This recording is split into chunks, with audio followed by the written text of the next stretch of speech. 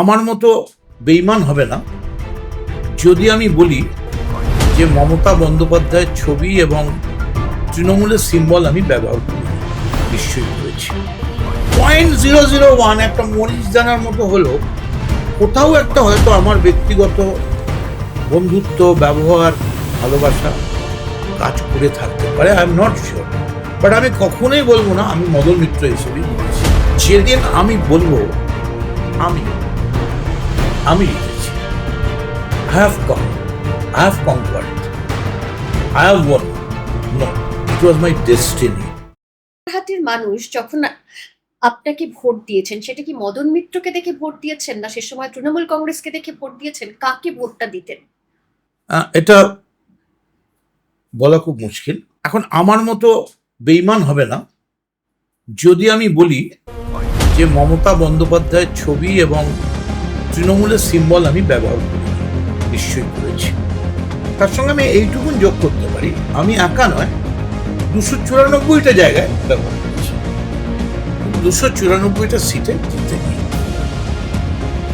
তাহলে 0.001 একটা মরিচ দানার মতো হলো কোথাও একটা হয়তো আমার ব্যক্তিগত বন্ধুত্ব, ব্যবহার, ভালোবাসা কাজ করে থাকতে পারে। I am not sure, but আমি কখনোই বলবো না আমি মদন মিত্র হিসেবেই জিতেছি। আমায় যেন ঈশ্বর ক্ষমা করে যেদিন আমি বলবো আমি জিতেছি। I have come, I have conquered, I have won. No, it was my destiny. তবে মমতা বন্দ্যোপাধ্যায় তো নিজেই বারবার বলেছেন যে 294টা সিটেই তিনি ছিলেন, কিন্তু আমাদের ওখানে পরপর সেই নদিয়া থেকে একদম মানিকতলা পর্যন্ত সব সিটেই তৃণমূল হেরে গেছে। মাঝখানটায় ঈশ্বরের আশীর্বাদে, আপনাদের শুভেচ্ছায়, জনতার আশীর্বাদে অবশ্যই মমতা বন্দ্যোপাধ্যায়ের সিম্বলে আমি জিতেছি। এবং সেই জন্য আমি এ কথা চেয়েছিলাম, আমি চাই এখনো যদি প্রয়োজন হয় আমায় নির্বাচন কমিশন দেখে কোনো সিদ্ধান্ত দেয়, আমি আলাপ আলোচনায় যেতে চাইছি। আচ্ছা, দীর্ঘদিন আপনি পরিবহন মন্ত্রী ছিলেন, সেই সময় এমন কোন সংস্কার রয়েছে, বিভিন্ন সংস্কার রয়েছে, যে সংস্কারের জন্য আপনি নিজে ভীষণ গর্বিত?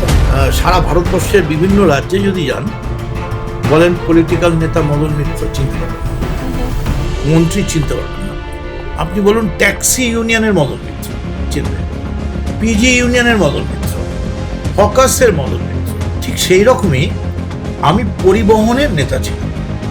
আমার আগে 34 বছরের সিপিএম 7 দিনে 3 দিন যখন তখন বন্ড ডেকে দিল, কারণ পরিবহনের 92% ওদের হাতে ছিল।